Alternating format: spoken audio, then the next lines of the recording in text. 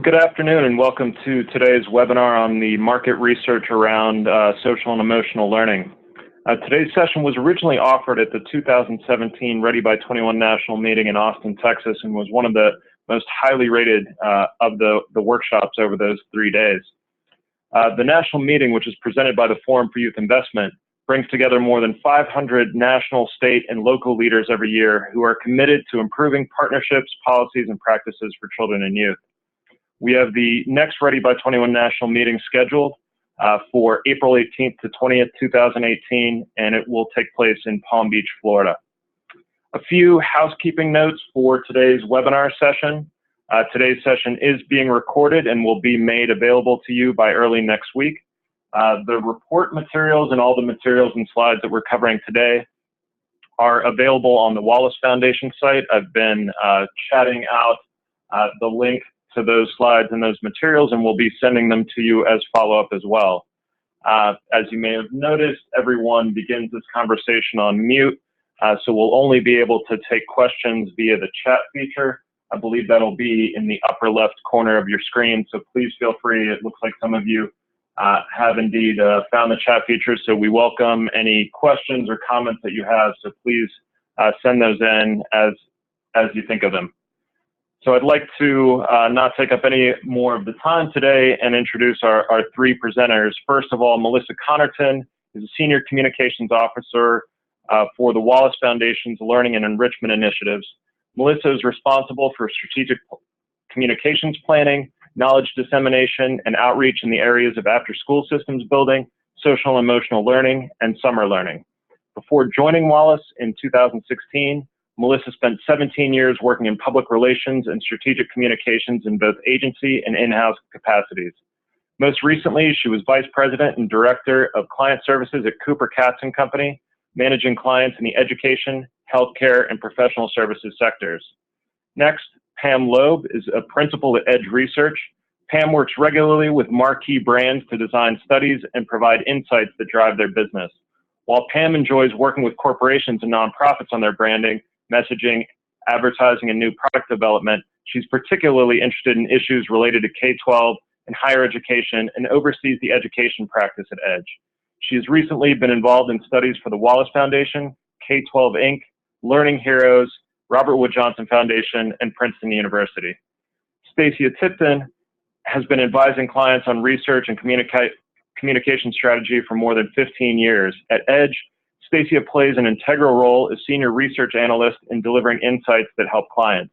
Some of her recent projects include research to support the Wallace Foundation, Learning Heroes, Wellesley College, the National Association of State Boards of Education, and the National Indian Education Association, among many others. So it's now my pleasure to turn it over to Melissa. Thank you, Ian. Hello, everyone, and thank you again for joining us. My name is Melissa Connerton, and as you've heard, I'm a Senior Communications Officer here at the Wallace Foundation. For those of you who don't know us, the Wallace Foundation works to foster improvements in learning and enrichment for disadvantaged children and the vitality of the arts for everyone. Next slide, please.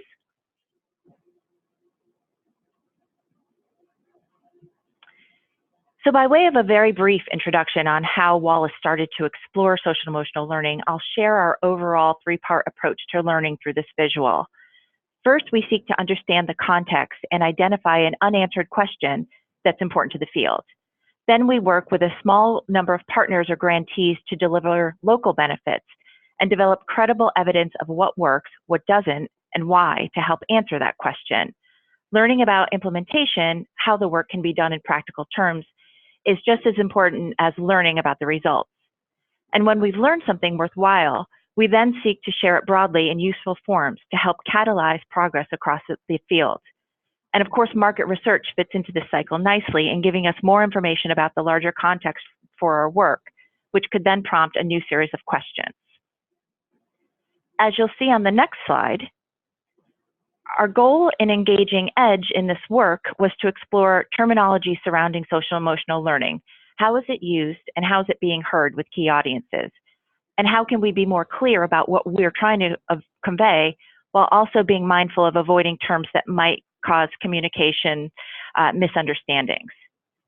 Also, when we think about social and emotional learning, How does how we frame the topic play into how important audiences then respond? What's motivating to them and what's discouraging? And as a final note, as we go through this presentation, it's important to keep in mind that Wallace is not suggesting that any one term or any one frame is right or ideal for any and all groups. We very much believe that users should choose the language and frame that best matches their local context and their needs. Next slide. For this work, there were a few audiences to keep in mind. We spoke with leaders in both K-12 education and after school, since these two sectors are core parts of our new SEL initiative. We also spoke with policymakers, after-school intermediaries, funders, and some parents, most notably in the qualitative aspect. I'll now turn us over to Pam Loeb at EDGE, who can talk about the findings. Thank you. So just a quick note about the market research approach. We worked with the Wallace Foundation over about a year, the summer of 2015 to the spring of 2016. And what we tried to do is be very open-minded, thoughtful, and systematic in our approach at investigating what Melissa just discussed.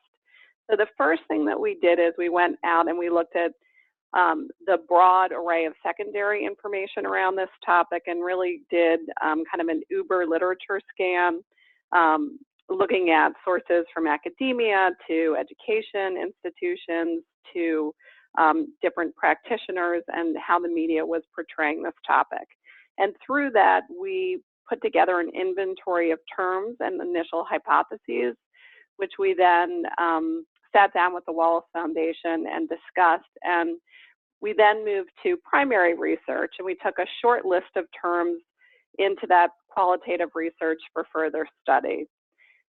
In the fall of 2015, we conducted 45 in-depth interviews with a mix of K-12 after-school and policy leaders. And these were open-ended conversations where we explored how they think and how they react to various terms.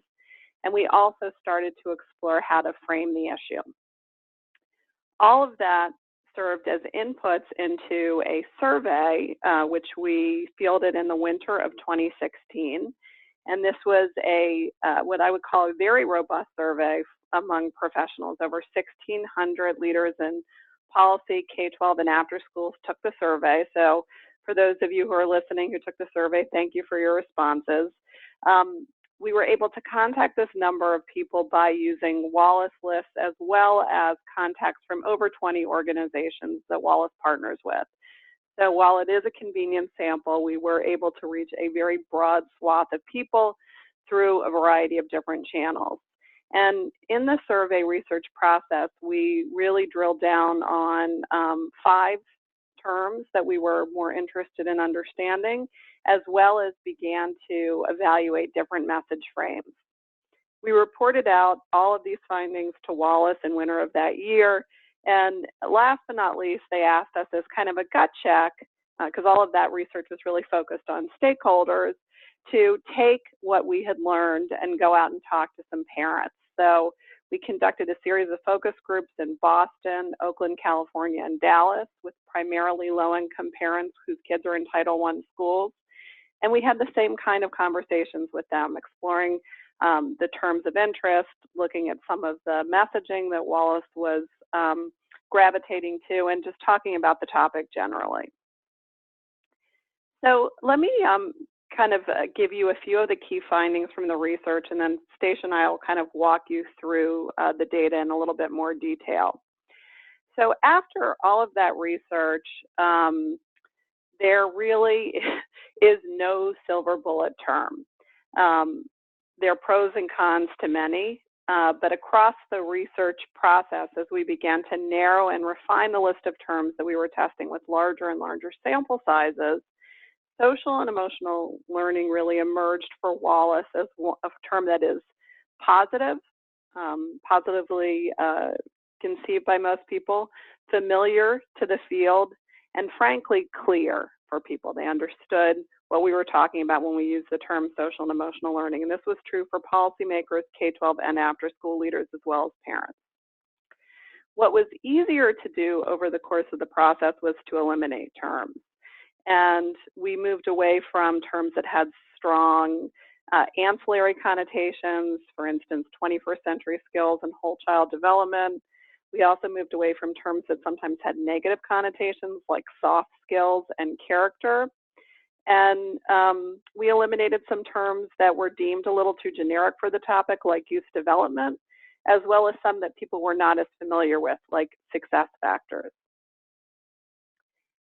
As we move from terminology to framing, a specific frame really garnered a lot of positive feedback, and that was one that spoke to the gains children will make in school and in life. Definitely listing specific SEL skills like building positive relationships, navigating social environments, promoting teamwork resonates with a range of different audiences. Positively asserting that all children will benefit, not just some. Those are some of the things that made the GAIN frame so popular. But as we looked at some of the other frames that we tested, there's definitely language that stands out and resonates. For instance, one of the things that we hear in our qualitative interviews is this is really the job of the whole community. So phrases like all adults have a role definitely stand out for people and have positive reactions. In addition, tying social and emotional learning to the learning equation or to academics is really important. So just kind of recognizing this is not binary and you can't do one without the other is really important as you talk about this topic. Also speaking to how these types of programs and policies help children realize their full potential and close the opportunity gap. And then last but not least, we see large majorities who agree that this should be a priority, but there are still challenges that our different audiences note. For instance, stakeholders or those of you in the field identify training and professional development as something that is much needed around this topic, but recognize that it's very complex and difficult to implement.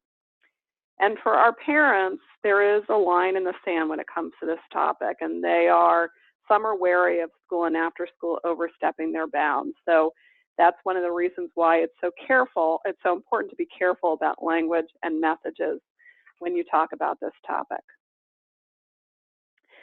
On this next slide, this is just a little bit more detail about our learning path as it relates to terminology. So just kind of going from the bottom left-hand corner to the top right-hand corner. One of the first things that we did, as I mentioned, we did some secondary research and we really just tried to inventory the list and number of terms that are being used to describe this topic. And I know you can't see that, but just trust me, it's a lot. It's over 40. And that was back in 2015. I think we're up to over 50 because we keep adding terms as time goes on. But the takeaway here is that there's no common vocabulary and there's a lot of clutter, and one of the reasons why Wallace wanted to embark upon this project. So from those 40 plus terms, we really tried to explore in more detail 9 terms that you see on the slide that we took into qualitative research. And from there, decided based on that feedback that there were 5 terms that we wanted to spend the survey process really drilling down on in more detail, and those are there on that slide. At the end of the day, there were 2 terms that emerged as the most promising on multiple dimensions: social and emotional learning and social, emotional, and academic learning. So just a little bit more detail about what we saw in the qualitative and quantitative research. Character was a term that we explored across the research process. It was definitely a polarizing term from the start. Some people really gravitated towards it, others found it problematic. And when we look at the survey findings around this, it was the term of the 5 that we tested that got the weakest scores on every dimension. It was also the term that the largest number told us to avoid. So kind of next on the list of terms that Wallace considered for their initiative.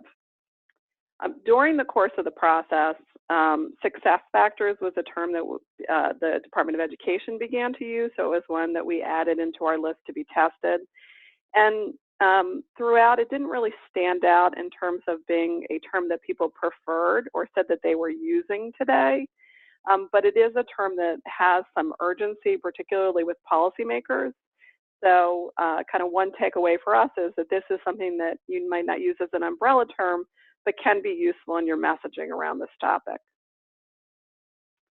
Youth development was a crowd pleaser for our after-school audience. For many of you on the phone, it was something that just definitely stands out and means something for after school, and policymakers also find it appealing, but it scored significantly lower on most dimensions with K-12 audiences, and given Wallace's strategic objectives with this work, it wasn't a contender for them. So the final two terms that you can just kind of put up on the slide here, Stacia, that rose to the top in our quantitative testing were social, emotional, and academic learning and social and emotional learning. And on the next slide, you'll see some of the data from the quantitative research.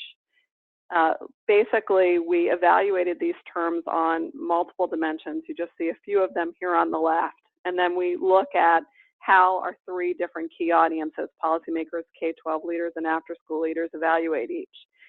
There's a lot of information on this page, so just to bottom line it for you, in almost every case, one of these two terms tested best. This is true across our 5 different dimensions that you see here, as well as across our 3 audiences. In many cases, the 2 terms were in a statistical dead heat. They basically both did very well.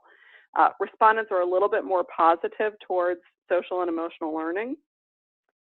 After school actually prefers this overall terms and found it to be the most descriptive.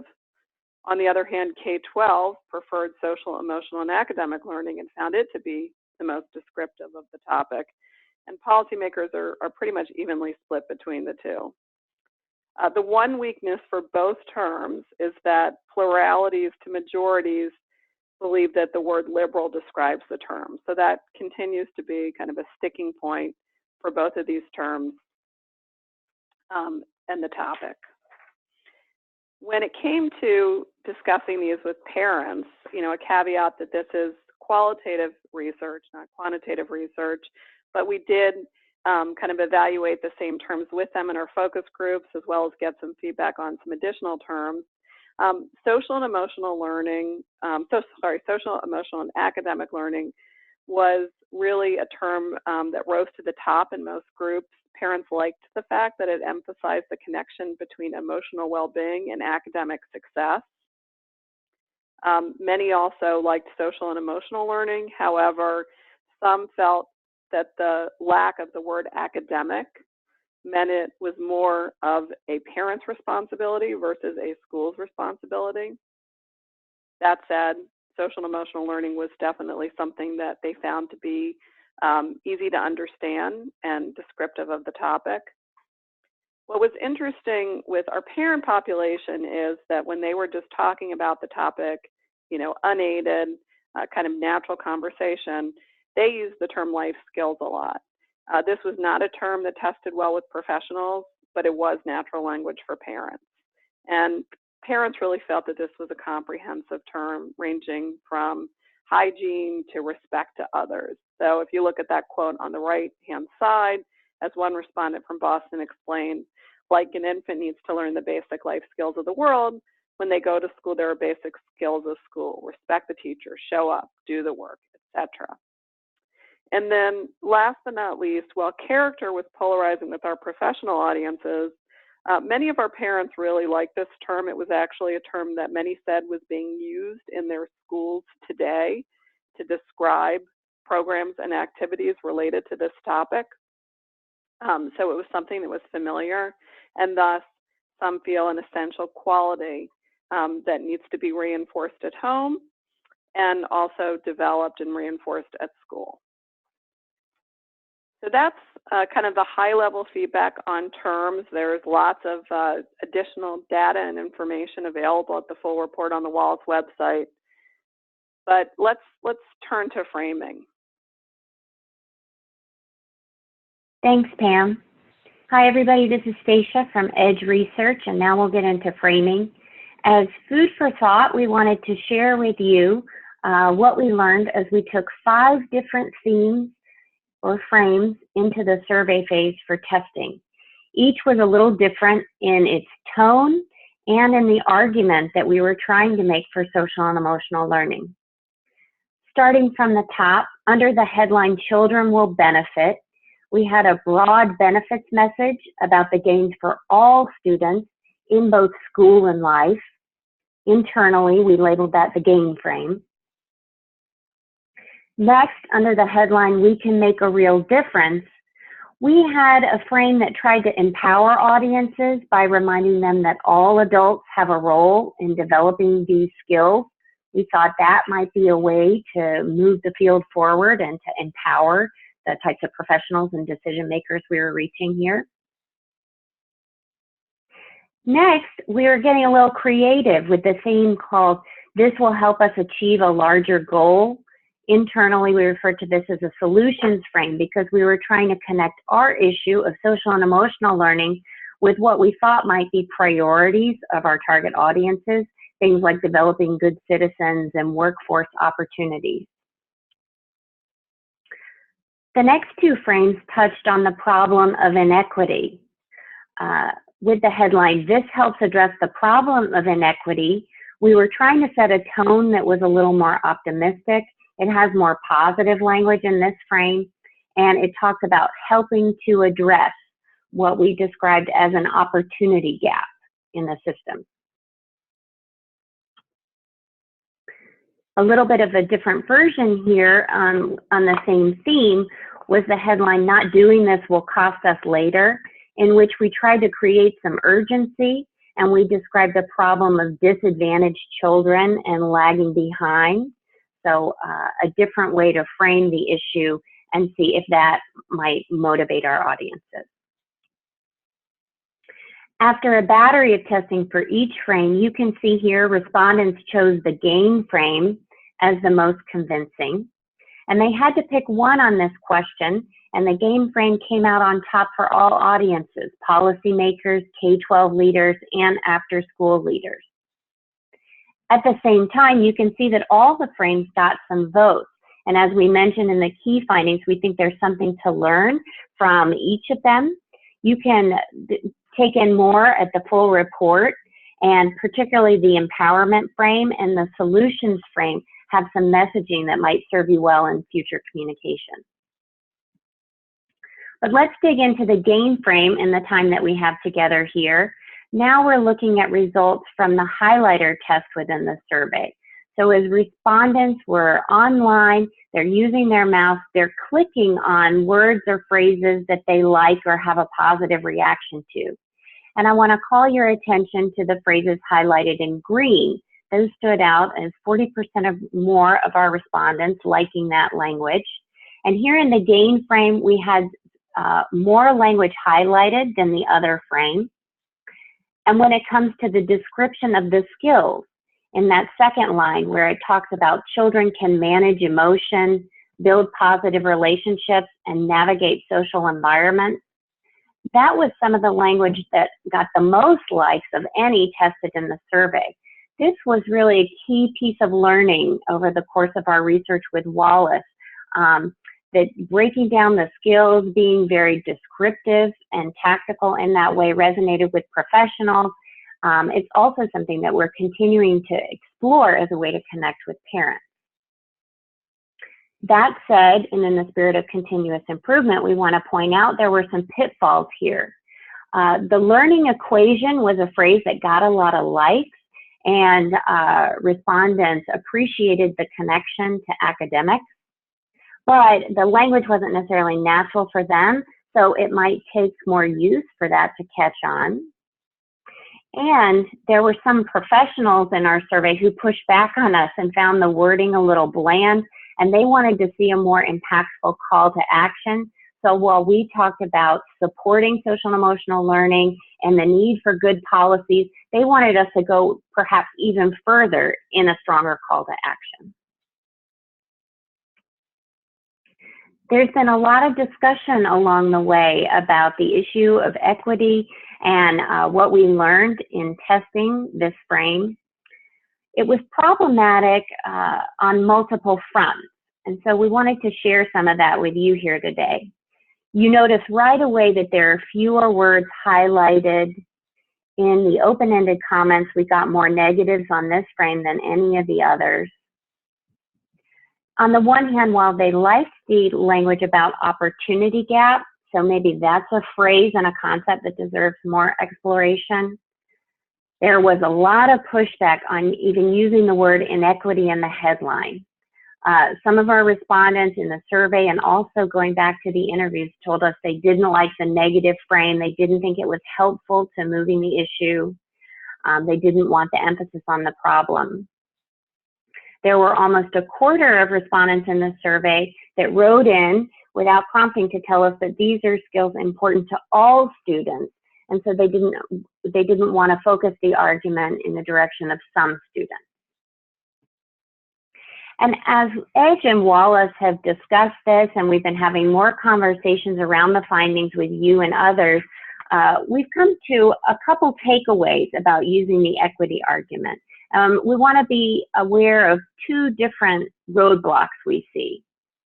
One, watch out, is about the language itself, and that at times it can feel condescending. It can be too absolute to some audiences. And that reminds me of a parent we had in one of our focus groups who was visibly upset and felt that talking about the problem of inequity was too predetermined. And then another roadblock that we want to be mindful of is that if there are audiences that are less tuned in to institutional barriers and the problems of inequity, they had some real questions about not only the problem, whether social and emotional learning could really deliver on addressing those issues. Tying it all together, here were some of the major takeaways for framing communication. We think what works about the GAIN frame is that it's about all children, not calling out the disadvantaged ones. And it has a goal that resonates across stakeholder audiences. Everybody wants students prepared and prepared for school and for life. With the testing, we found language about specific skills resonates in a positive way. And here with Wallace, we described social and emotional learning as managing emotion, building positive relationships, and navigating social environments. We'll be very keen to hear from the webinar audience today on your take to that language, other ways that you might break it down and describe these skills. And we want to emphasize there are ways to tailor the message by audience, whether it's bringing parents into the conversation with a theme like all adults have a role, or talking about good citizens to the policymakers that are focused on the good citizenship and the workforce angles. You have opportunities to tailor as you go. A final note here is a question we would put back to the group today. What is the ask in our communication? Where's the field heading? What are we asking people to do? In our language for testing, we ask education and policy leaders to make it a priority. Maybe you want to go a step further than that. Can we be more specific? Pam and I have tried to highlight where there was alignment and where there's some differences between the professionals and the parents. And here was a place of interesting differences. When we introduced the topic, professionals were very accepting. When it came to parents in the focus group, we encountered some questions and mixed feelings about it. On the right of the slide, you see the handout that we presented that described the topic, what exactly we meant by social and emotional learning. And immediately in discussion, we realized it's not something that parents are talking about around their tables or on the way to school with their kids. So we had to do a little warming up with them to the topic. On this slide, you can see in the dark blue all of the things they found to like in the definition. So concepts that were resonating them, specific words and language that they liked. But there are two lessons, two areas of pushback that we want to help you anticipate. One is that we saw from time to time parents get defensive, that when we refer to social and emotional learning at an individual level, talking about things like self-management or about potential for assessment. That hit a nerve with parents and made them defensive for their children. Over the course of the conversations, we also had some skeptical parents about how realistic it was that we could deliver on this. Parents in our cities questioned the resources in their systems. When they're seeing crowded schools and they're seeing cutbacks in programs, it is a valid question where this might fit in. Finally, a few recommendations we came to that are very specific to communicating with parents. We would say, make sure academics are part of the message, whether you say that directly or whether it's in context and something that you allude to. We're urging communicators to keep the message positive, aspirational, and big picture, that this is about students being prepared and having potential in school and life. Make sure that you're acknowledging all settings, home, school, and after school, and don't forget to treat parents as partners in the process. And we think the way to build momentum is starting with the familiar skills, things like building relationships, navigating social environments that are already part of parent lexicon, that are a little easier for them to relate to than some of the other concepts. And we would say, watch out for overusing the word emotion or getting into framing or messaging that might sound too close to psychology. We'd advise, if you want to talk about inequity, to be sure you know the audience first, because talking about it to some can be a turnoff. The story doesn't end there, and we're grateful to Wallace for investing in additional research, and we're going to wrap it up with some learning Melissa has to share from their recent media monitoring. Thank you, Stacia. So once we had this information in hand about which terms were being used, we wanted to explore a related aspect, which was, how is the term social and emotional learning being used in the media? Since the research was conducted, I should say that we've also learned that there have been some concerns expressed about social and emotional learning coming from some circles. So this was another reason we felt it was important to get a better understanding of this. We reached out to our communications partner, the Hatcher Group, and asked them to conduct media audits twice a year, starting in the last quarter of 2016. We selected a group of about a dozen or so media outlets, and you'll see them listed here, that included left-leaning, right-leaning, and more middle-of-the-road publications, as well as key publications in the cities where we're starting to do our new social and emotional learning initiative work. Hatcher searched for mentions of these terms: social and emotional learning, social emotional learning, socio-emotional learning, and social, emotional, and academic learning. We had to somewhat limit it to the number of terms that they could search for their research. So if you look at the next slide, we've seen approximately 80 stories found both between Q4 2016 and Q2 2017. And in both quarters, the vast majority of stories took a neutral or a positive view of social and emotional learning. Positive stories, we found, were more likely to be bylined by teachers, parents, or administrators, and are more likely to quote leaders involved in education. Some of the arguments in favor of social and emotional learning include things like improved school climate, academic benefits, and the view that SEL is evidence-based, as well as that teachers like it. Positive and neutral stories appeared in both left-leaning and mainstream national outlets, regional papers, and Education Week, a trade publication. And then looking to the last assessment during Q2, we definitely saw more neutral stories, but the kinds of authors penning the pieces and the benefits were about the same between the two quarters. We saw more positive coverage in regional outlets with a much more concentrated set of stories in Education Week through a social and emotional learning series that they did. Looking then to the negative side, in late 2016, negative stories represented about 13% of the sample and appeared mainly in more conservative media outlets such as Breitbart and Town Hall, alongside criticisms of Common Core and other education programs seen as federal overreach. So the most common criticisms that we saw then included things like government overreach, concerns about student privacy, logistics, and data collection, and the view that SEL represents non-academic standards that waste instructional time.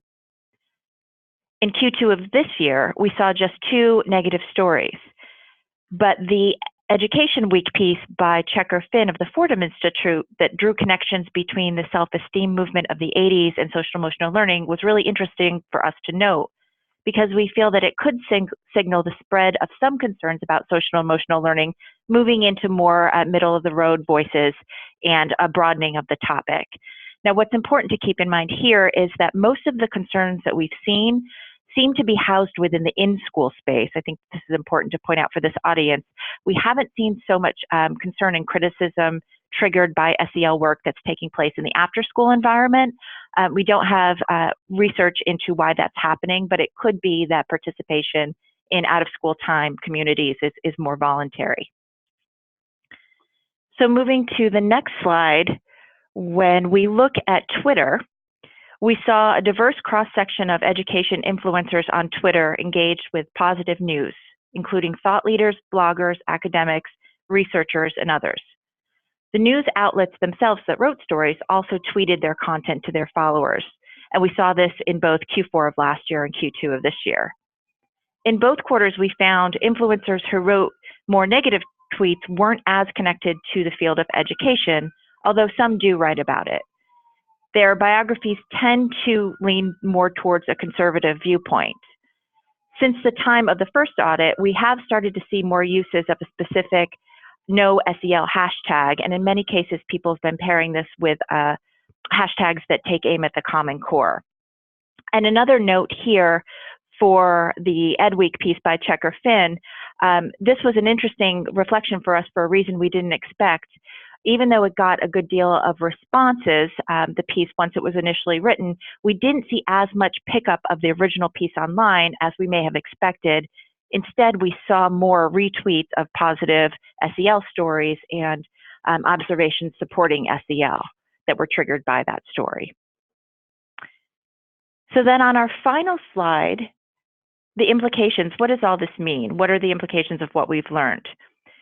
From Wallace's viewpoint, we are continuing to look and monitor conversations and coverage surrounding social emotional learning with the goal of better understanding the extent of some of these concerns that we've seen and also keeping our eyes open for others that may arise.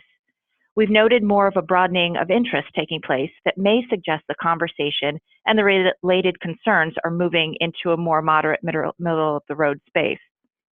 And finally, we do feel the results of the market research remain highly relevant, and we're continuing to use it both internally and to share it more broadly with other audiences like all of you.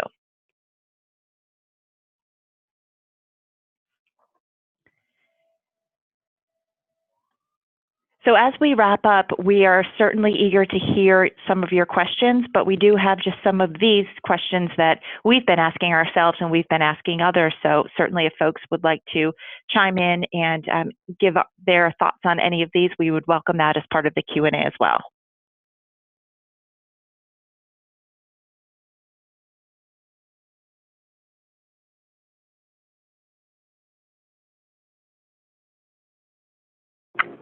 So yes, please feel free to text in your answers to these questions or any thoughts that you have via the chat feature. Again, that should be in the upper left corner of your screen.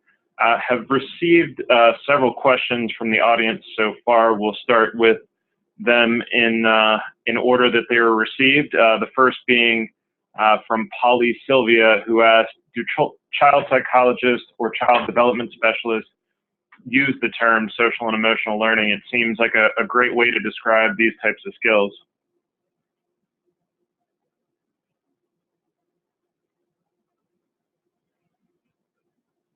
Melissa, do you want to take that, or do you want? Yes, I can kick us off.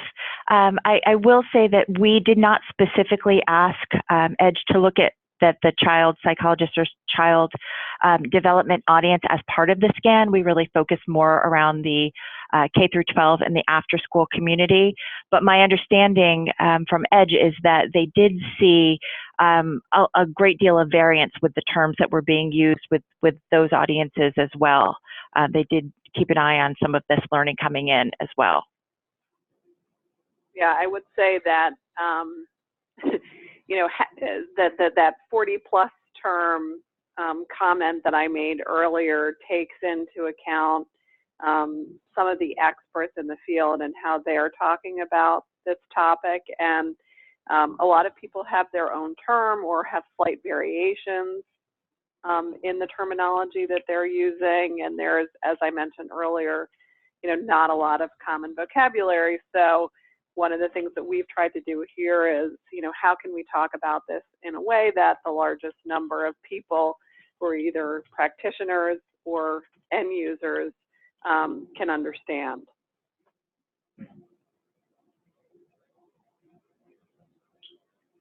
And I think kind of over the span of your later slides, you addressed it, but another question that came in from Richard Bollinger is, you know, referring to the 5 frames. Why was there no frame explicitly about contributing to society, something like the contribution frame, for example, preparing students to be good citizens and contribute to their families, neighborhoods, and society?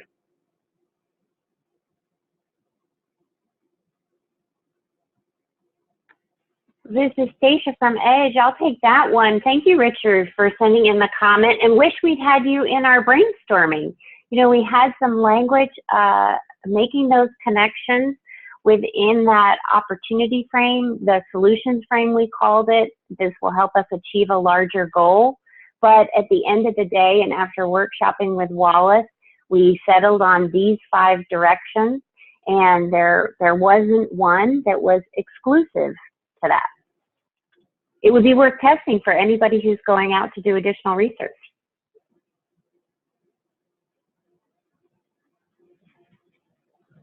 So Richard submitted several more. I'm going to turn it over to one of the other questions that we just received. Sorry, there's many things that are coming in at the moment. Let me scroll back down. So one question from Anna Thomas would be kind of, what is the next step of this work for you? Where would you like to see the field go next in kind of spreading this type of information? So I can speak to what's next for Wallace in that we have, as I had mentioned, just started our work on a new initiative, which we call the Partnerships for Social and Emotional Learning Initiative, where we are really looking at a question of if urban schools and their after-school partners can work together to improve and align the experiences to foster children's social and emotional learning, how and will students benefit and how will they benefit? So for us, it's probing the partnership aspect of how do we have this mindfulness and consistency across settings in ways that will help students. And we have chosen 6 communities to start this work. It's going to be a multi-year initiative, and we're hoping to learn much more that we'll be able to eventually share with the field and add to the knowledge base there. Great. And yeah, there's a number of wonderful questions coming in now. Here's one from DM Reed. The question is, I'm curious if EDGE worked with the target cities to identify any SEL terms that were already being rolled out and marketed by school districts or other people in those communities. Did parents have an understanding or familiarity with any of the terms? In Texas, we definitely, I'm just thinking about it, Texas specifically, we definitely had a number of parents who were familiar with the term character because that was being used in their schools or their school systems. I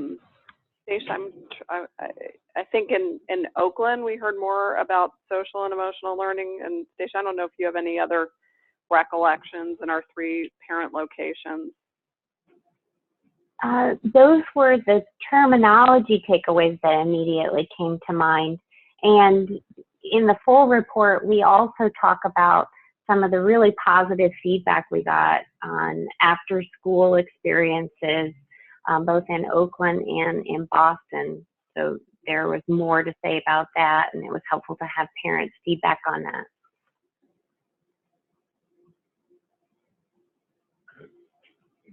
Here's a question from Jim McLaughlin. In any of the framing or terminology discussions, was resiliency, resistance skills, ACEs, or trauma ever mentioned? Some in our community believe there's a value in linking socially and emotionally competent environments to building resilience to deal with adverse childhood experiences.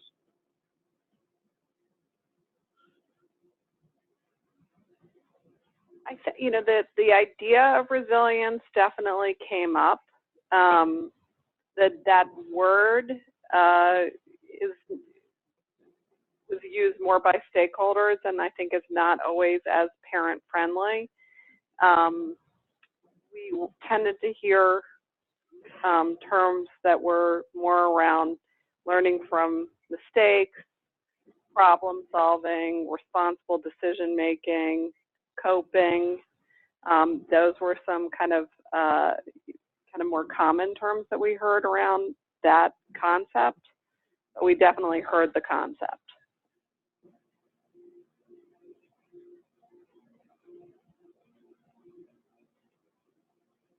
So there's two questions that I'm going to bundle together, kind of about the terminology around speaking to parents. One is, did you ever get any pushback or concern about the use of the term kids? And another was, you know, was there any ever confusion, or did you ever need to think of different words to say rather than using the word assessment?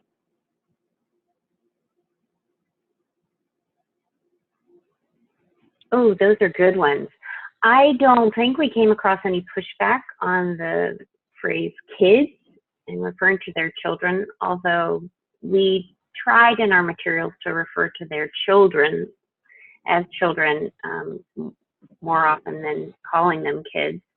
And the second part of that question, repeat that back, Ian, that could use more thinking about, I think, in our group. On the one regarding assessment? Yeah. Glad you raised that. Yeah. Because we have raised that as a sensitivity in the full report, and it's generated a lot of conversation in these debriefs. We don't have a good alternative that comes out of this testing as to how to refer to that or how to talk about that. You know, in our working group, we brainstormed a little bit, you know, do we call them feedback loops? You know, or is it just part of, you know, talking about progress? It seems like there are other ways to frame assessment, but that was not a learning here. And just to chime in, this is Melissa Wallace. I do think, as Stacia said, this wasn't a learning or something that came out of this particular work, but we do know just across the boards when we're thinking about things like assessment and other important terms, it's extremely important to be respectful and mindful of local context and to make sure that we are, when we're speaking about this work, we have an authenticity that reflects how the community is talking about a lot of these issues. So I would imagine that some of these conversations might be a little bit more, even further tailored as we get further down the line.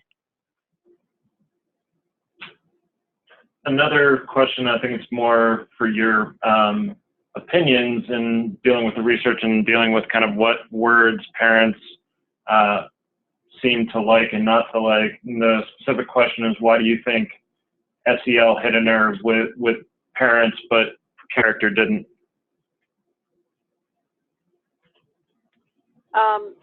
Actually, a lot of, well, so just to kind of be clear, most of the work that we've done with Wallace was among professionals. So the majority of the work that we just did these kind of gut check focus groups. And in fact, character was a word that many parents did like. did gravitate to and were familiar with. And that's because for some it was being used in their schools to refer to programs and activities related to this. So actually character tested better with our parent audiences than with our professional audiences. That said, the testing was not nearly as rigorous with parents because this was a research effort really aimed at professionals. But in Edge's work for some other organizations, as we continue to learn more about this topic, we're continuing to evaluate that term. And I'll also say that, you know, many of the terms resonated with parents. Social, emotional, and academic learning was definitely something that parents liked because it was comprehensive and it included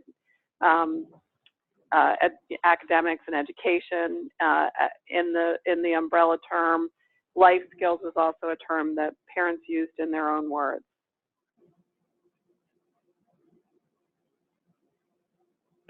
To piggyback on the question and sort of the feedback we were getting on social and emotional learning, it seems like emotion can be something that puts parents' guard up. It did in those focus groups.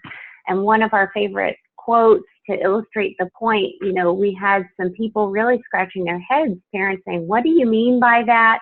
Is it practicing crying for 5 minutes and then practicing smiling for 5 minutes? So if you think about everybody on the webinar today and the knowledge that you have about the topic, and then where we are in terms of being removed from parents and their level of knowledge and comfort with the topic, you know, we have some bridging to do to help them understand it and to help them understand the benefit to their children.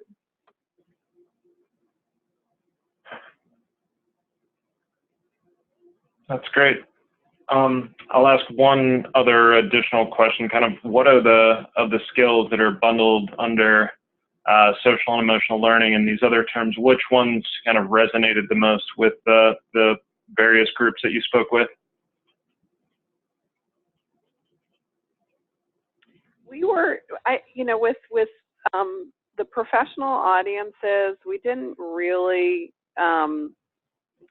we were not able to get to that level of detail in terms of talking about specific skills. I'll just say whenever we mention skills, those were words and phrases that were highlighted in the survey and that people gravitated to in our qualitative work. As we've been speaking to parents over the last couple of years, some of the specific skills that resonate are those around communication, learning from mistakes, problem solving, teamwork. Definitely some of the more practical employability skills are also skills that parents gravitate to.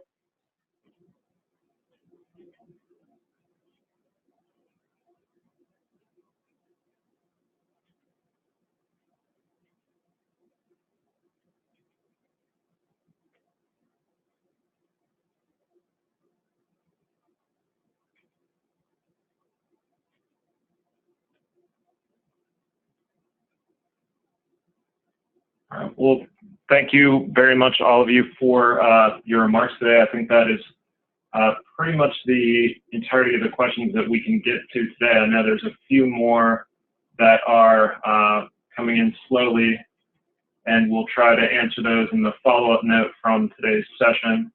I just wanted to share a few follow-up items. I know several people asked whether or not there would be a recording of today's presentation, as well as whether or not there'll be slides from today's presentation. We will be providing all of that after today's session. We have been recording it, and we'll be providing it all to all of you. Wanted to again mention that we have the Ready by 21 2018 national meeting coming up in Palm Beach County in terms of just general next steps. This past year, I believe out of the 44 workshops, I believe 10 or 11 were around this general focus on social and emotional learning, including featuring Pam, Stacia, and Melissa on that session. So for more information, please visit readyby21.org/national meeting. We've also been working both here and at the Forum's Weichert Center on developing a range of tools and trainings around SEL practices. Some of the questions that I didn't address that we received were kind of more on how do you incorporate this into professional development, how do you really train teachers and staff on these types of skills. And today's session was more about, really wanted to focus more on the messaging. So would like to refer you to this website. The website is based on a toolkit, which is called Preparing Youth to Thrive, which was based on a project by the Susan Crown Exchange and the Forum's Weichert Center for Youth Program Quality. And the focus, they went to 8 organizations and really tried to explore and share best practices and how these programs throughout the country have been more intentional about providing social and emotional skill development, and how those kind of key lessons learned can be shared with others.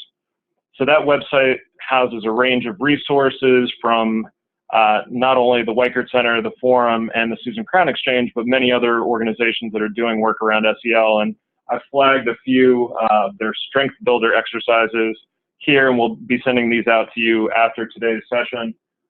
We have several engagement opportunities coming up, both out of the Forum for Youth Investment and the Weichert Center for Youth Program Quality. We definitely encourage you to sign up for our newsletters to stay informed about that work. And lastly, just wanted to make sure that you had my email address if you wanted to, if there were any questions that you had, if there's any resources that were mentioned, please feel free to contact me. I'm Ian Fegley at the Forum for Youth Investment. Definitely visit our websites, and we hope that you'll be able to join us for the next webinar in this series, really trying to bring the content from our national meeting to as wide an audience as possible. That session will be on social belonging for youth success, research, and promising practices, just a little over a month from, or a little under a month from now. And that'll be featuring the Forum's Karen Pittman as well as Education Northwest. So we're very excited to be able to offer these sessions, and really appreciative of our conference presenters who have very graciously agreed to present these sessions. So again, would like to share my deepest thanks to Pam, Stacia, and Melissa. Thank you very much.